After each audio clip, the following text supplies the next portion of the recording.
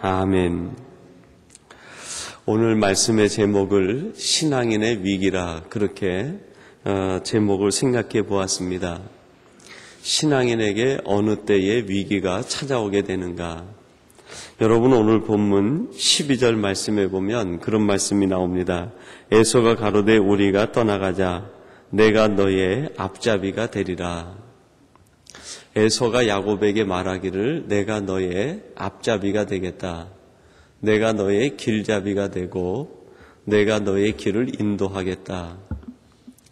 야곱에게 있어서 에서가 앞잡이가 된다는 것은 결국 자기의 길을 다른 사람에 의해서 인도받겠다. 사람에 의해서 인도받겠다. 에서에 의해서 내 길을 인도받겠다 하는 그런 구절로 해석할 수가 있습니다. 이 땅에 있는 많은 사람들이 지배를 받는데 폴 틸리라는 사람이 세상에 있는 사람들은 세 가지의 지배를 받는다 그랬어요. 하나는 타율의 지배를 받는 사람이 있다. 타인에 의해서 이끌리는 사람. 늘 다른 사람의 이야기를 듣고 이리 쏠리고 저리 쏠리고 자기의 의지나 감정 없이 이리 이끌리고 저리 이끌리는 타율에 이끌리는 사람이 있다. 그리고 두 번째는 어떤 사람이 있냐면 자율에 이끌리는 사람이 있다. 오직 자기가 주인이 돼서 자기 자신을 이끌어가는 사람이 있습니다.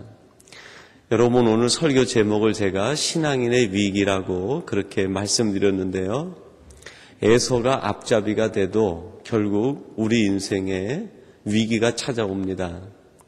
그리고 오늘 본문에 보면은 에서를 쫓아가진 않았지만 야곱이 하나님의 인도하심을 받기보다는 자기 자신의 계획대로 하나님께서 모든 문제를 해결해 주시고 그 길을 열어주셨는데 하나님을 바라보고 쫓는 것이 아니라 자기 자신의 생각을 따라서 숲곳에 머물게 되고 세겜에 장막을 치고 그 땅을 은 100개를 주고 사서 거기에 장막을 쳐서 머물게 됩니다. 결국 타율에 이끌리는 삶은 벗어났지만 야곱의 한계가 자율에 이끌리는 자기 자신이 자기의 인생의 주인이 되어서 머물고 말았습니다. 여러분, 17절 말씀인데요. 17절 말씀을 주목해 보세요. 이런 말씀이 나옵니다. 야곱은 숲곳에 이르러 자기를 위하여 집을 짓고 짐승을 위하여 우릿간을 지은 거로 그 땅 이름을 숲곳이라 부르더라 그랬습니다. 지금 이것이 하나님께서 주시는 말씀인데 하나님이 야곱을 보시면서 하시는 말씀이 무엇입니까? 야곱이 가로되 자기를 위하여 이끌림을 받고 살겠다. 그렇게 생각한다. 하나님께서 지금 이 말씀을 통해서 우리에게 제 객관적인 입장에서 보여주고 있는 것 아닙니까? 마치 우리에게 하나님이 탄식하시듯 그렇게 말씀합니다. 사랑하는 성도들아, 야곱을 보아라. 내가 야곱의 길을 열어주고 에서와 화해가 이루어지게 하고 그 모든 소유와 그 모든 재물에 복을 주고 바담 아람 20년 생활을 내가 지켜주고 그를 다시 고향으로 돌아가게 했는데 모든 문제가 해결되고 나니까 야곱이 하는 것을 봐라. 나를 위하여 여호와를 위하여 산다고 고백하지 않고 자기를 위하여 집을 짓고 그리고 어느새 사라져버리고 잠시 있다 떠나버릴 짐승을 위해서 우릿간을 짓고 외양간을 짓고 거기에 머물러 살겠다고 이야기를 한다. 하나님이 더 탄식하시는 모습이 뭐냐면 그리고 그가 머문 장소가 어딘지 아니? 그곳이 숲곳이란다. 우리에게 탄식하듯이 그렇게 말씀합니다. 여러분이 숲곳이라고 하는 지명이 어디냐면 야복나루, 야복강을 중심으로 해서 북쪽에 위치해 있습니다.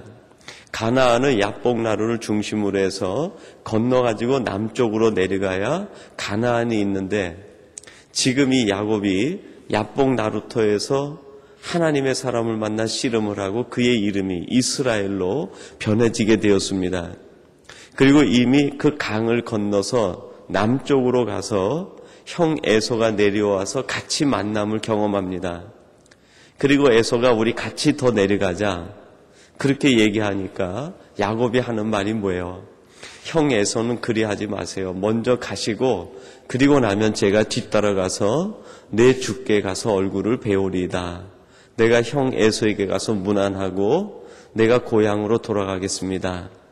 그렇게 이야기를 해놓고 형이 떠나고 나니까 숲곳에 머물렀다고 얘기합니다. 그러니까 다시 이 야복나루를 건너서 북쪽으로 올라가서 형 에서와 화해는 했지만 거리를 두고 자기 장막을 치고 자기 집을 짓고 외양간과 짐승떼가 머물 수 있는 그 우리를 지어놓고 거기 거하게 되었다 하는 것을 이야기하고 있습니다.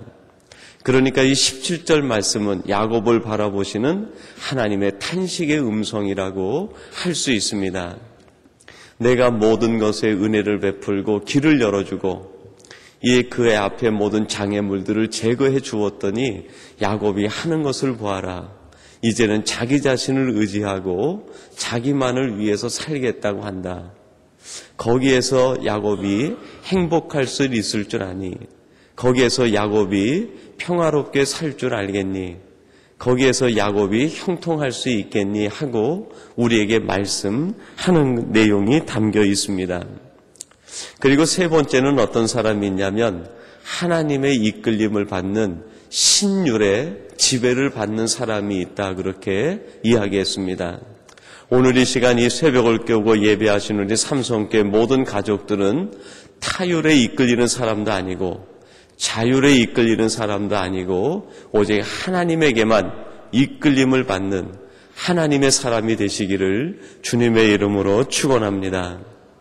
이 야곱의 신앙적 위기가 어디에서 찾아왔는가?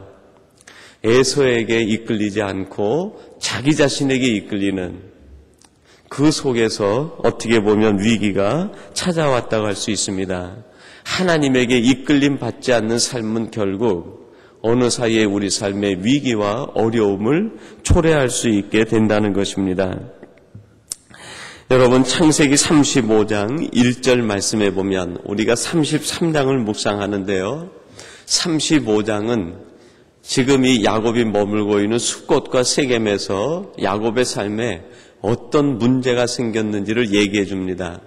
하나님에게 이끌림을 받지 않는 삶에 어떤 문제가 생기고 어떤 불행이 초래하게 되었는가 하는 것을 보여주는 것이 34장의 내용의 말씀입니다.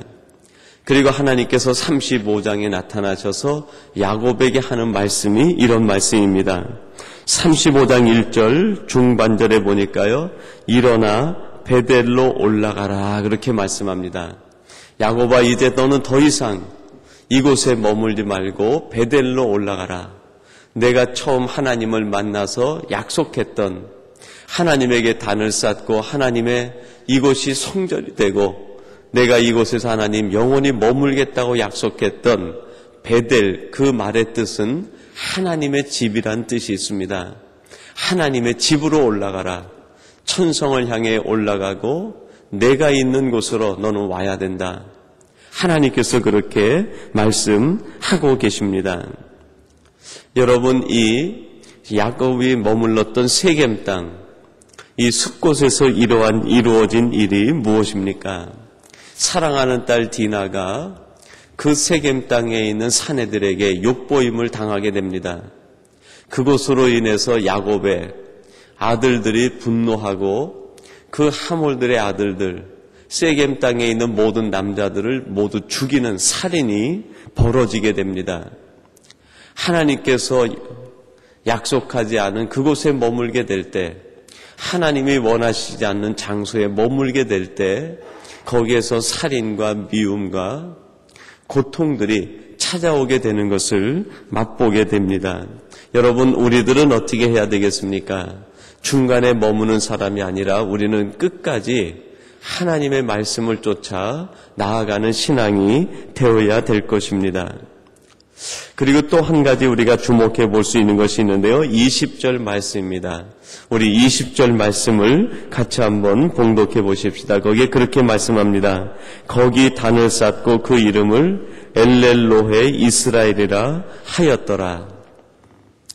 야곱이 세겜에 머물면서 그곳에 땅을 매입을 해가지고요, 자기 집을 짓고 장막을 치게 됩니다. 그리고 거기에다 하나님 앞에 단을 쌓는데 하나님 앞에 제사를 지내고 나서 이름을 붙입니다. 엘렐로헤 이스라엘이라. 엘엘 하는 말은 하나님, 하나님 그런 뜻이에요. 그리고 로헤 이스라엘 하면은 이스라엘의 하나님 그런 뜻이 담겨 있습니다. 하나님, 하나님, 이스라엘의 하나님. 여기에서 말하는 이스라엘은 이스라엘 민족적인 것이 아니라 하나님께서 내 이름을 바꿔주신 야곱의 이름이 아닌 이스라엘의 이름, 그것을 갖고 하나님은 이제 하나님이 바꾸어 주신 이름을 가진 이 이스라엘의 하나님입니다. 하나님은 이제 나에게 매여 있습니다. 그런 인간의 욕심이 비춰진 이름이 바로 엘렐로헤 이스라엘이라고 할 수 있습니다. 하나님이 원치 않는 자기가 보기에 좋은 곳에 장막을 쳐놓고 하나님에게 마치 강요하듯이 하나님은 이제 여기 계셔야 됩니다. 하나님은 이제 여기 계셔서 나를 축복하시고 하나님은 내가 이제 명하는 대로 여기 계셔야 합니다 하는 야곱의 욕심이 담긴 제사를 지니고 난 이름이 바로 엘렐로헤 이스라엘이라고 할 수 있습니다. 겉으로 볼 때는 신앙적인 이름입니다. 겉으로 볼 때는 하나님을 찬양하고 하나님을 진실되이 경배하고 하나님만을 의지하는 것처럼 보이지만 그러나 그것은 하나님이 원하시는 모습이 아니었습니다. 하나님의 명령은 무엇입니까? 야곱아, 이곳에서 일어나 너는 베델로 올라가라. 내가 처음 약속했던 그곳에서 내게 단을 쌓고 거기에 하나님의 예배 처소를 만들고 하나님을 경배하라고 하는 것이 일찍이 하나님께서 밧담 아람을 떠날 때 주셨던 말씀이고 야곱이 그 말씀을 끝까지 붙들어 했음에도 불구하고 그는 그곳으로 올라가지 않고 세겜에 머물러 하나님 앞에 단을 쌓고 이곳이 하나님 앞에 드리는 단입니다. 하나님 여기 계셔서 나를 축복하시옵소서 하는 야곱의 욕심이 담겨있는 모습이 바로 오늘 마지막 20절의 말씀의 내용입니다. 여러분, 신앙인의 위기가 어디에서 찾아옵니까? 이 말씀을 통해서 우리는 이런 결론을 내릴 수 있습니다. 되돌아가면 신앙인의 위기가 찾아옵니다. 어떠한 어려움과 고통과 수고와 희생이 있다 하더라도 우리가 떠난 이 믿음의 순례는 결코 되돌아갈 수 없는 믿음의 여정입니다. 아무리 좋은 것이 있어서 뒤돌아보서는 봐서는 안 됩니다. 뒤돌아보면 우리는 세상에 머물러 소금 기둥이 되고 세상에 있는 것에 붙잡히는 사람이 되고 맙니다. 우리는 뒤돌아보거나 되돌아가는 사람이 아니라 끝까지 하나님과 더불어 전진하는, 우리가 가는 길이 비록 좁은 길이라 할지라도 믿음의 순례를 계속하는 신앙이 되시기를 주님의 이름으로 축원합니다. 그리고 두 번째로는요, 주변을 맴도는 신앙이 돼서는 안 됩니다. 이 야곱이 가다가 머물고 맴도는 곳이 어딥니까? 가나안 지경에 있는 세겜을 머물게 됩니다. 그리고 이방 사람의 주변을 머물게 됩니다. 그 이방인 사람의 주변을 머물게 되다가 결국 자녀들에게 끔찍한 고통과 죄악이 임하게 됩니다. 세상 주변을 배회하게 되고 세상 주변을 맴돌게 되면 어느 사이에, 우리도 모르는 사이에 세상적인 습관과 세상의 죄가 우리 삶 가운데 스며들어오게 된다는 것입니다. 그리고 세 번째, 어느 때 위기가 찾아옵니까? 하나님을 우리 자신을 위한 수단으로 삼을 때, 예배와 신앙을 우리 자신을 위한 수단으로 삼을 때 그것이 우리 신앙인의 위기를 만들게 된다는 것입니다. 예배하는 것 참 중요한 일입니다. 그러나 그 예배를 우리 자신을 위한 수단으로 할 때 그것은 이미 예배라기보다는 하나님과 타협하고 흥정하는 것이 되기 쉽습니다. 기도 생활 대단히 중요합니다. 그러나 그 기도가 우리 자신을 위한 수단이 될 때 하나님의 음성을 듣는, 겸손히 하나님의 사명을 깨닫는 그러한 수단의 기도가 아니라 우리의 욕구를 하나님 앞에 드리고 우리 자신의 수단을 위한 기도가 될 때 그것은 이미 기도라기보다는 하나님과 타협하고 흥정하는 수단이 될 수 있습니다. 하나님을 뜨겁게 찬양하는 것 중요합니다. 헌신하는 것 중요합니다. 봉사하는 것 중요합니다. 그러나 그 의미가 수단으로 변할 때 하나님과 어떤 흥정을 위한, 타협을 위한 수단으로 변할 때 이미 그것은 그 의미를 상실해 버리고 말 것입니다. 우리가 단을 쌓고 하나님 앞에 정성을 다하여 헌신하고 수고하고 노력하는 그것이 수단이 아니라 하나님의 영광을 위한 것이 되고 하나님을 영화롭게 하는 것이 될 때 하나님은 그것을 통해서 영광을 받으시고 하나님은 영화롭게 되고 그때 하나님께서는 우리에게 한량없는 은혜와 은총을 내려주실 것입니다. 우리가 먼저 하나님의 나라와 의를 구할 때 하나님은 이 모든 필요한 것들을 우리에게 더해 주실 줄로 믿습니다. 오늘 이 시간 예배하는 저와 여러분들이 신앙적인 이 위기의 모습에서 벗어나 우리도 모르는 사이에 찾아올 수 있는 모든 이런 위기적인 조건에서 벗어나 오직 하나님만을 영화롭게 하고 하나님 앞에 영광을 돌림으로 하나님은 영광을 받으시고 여러분에겐 하나님의 놀라운 위로와 축복, 하나님께서 주시는 은사와 하나님의 놀라운 은혜가 여러분 삶의 날마다 넘치게 되기를 주님의 이름으로 축원합니다. 우리 같이 기도하겠습니다. 하나님 아버지 감사합니다. 오늘도 이 새벽을 깨우게 하셔서 저희들 세상 사람들과 대화하기 전에 먼저 하나님과 깊은 교제를 나누게 하시고 하나님께서 우리에게 하시고자 하시는 음성을 들을 수 있도록 우리의 마음과 우리의 귀를 열어주시니 감사합니다. 하나님, 저희들 세상 사람들을 만나 기뻐 즐거워하기 전에 하나님을 만나 기뻐하며 우리의 구원의 하나님으로 인하여 즐거워하게 해주시니 감사합니다. 우리의 평생의 삶이 하나님의 말씀을 듣는 삶이 되게 하시고 하나님의 말씀의 지배를 받으며 하나님과 더불어 교통하는 저희들이 되게 하여 주옵소서. 세상 유혹에 흔들리지 않게 하시고 내 자신이 우리 인생의 주인이 아니라 하나님이 주인됨을 선포하며 살아가는 복된 사람들이 되게 하여 주옵소서. 아버지 하나님, 저희들 어떠한 일이 있어도 우리의 신앙이 되돌아가지 않게 해 주옵소서. 뒤돌아보지 않는 신앙이 되게 해 주옵소서. 잠시 세상에 머물러서 세상에 있는 것에 취하여 세상에 빠지는 저희들 되지 않게 도와주시며 우리가 출발한 이 믿음의 순례가 어떠한 방해물이 있고 유혹이 있다 하더라도 오직 주님을 바라보며 전진하는 믿음과 신앙이 될 수 있도록 역사하여 주시옵소서. 아버지 하나님, 다시 한번 우리 자신을 돌아보게 하사 우리가 하는 예배와 우리의 삶, 우리의 기도, 우리의 신앙생활들이 혹시 하나님을 수단으로 하는 것은 아닌지 돌아보게 도와주옵소서.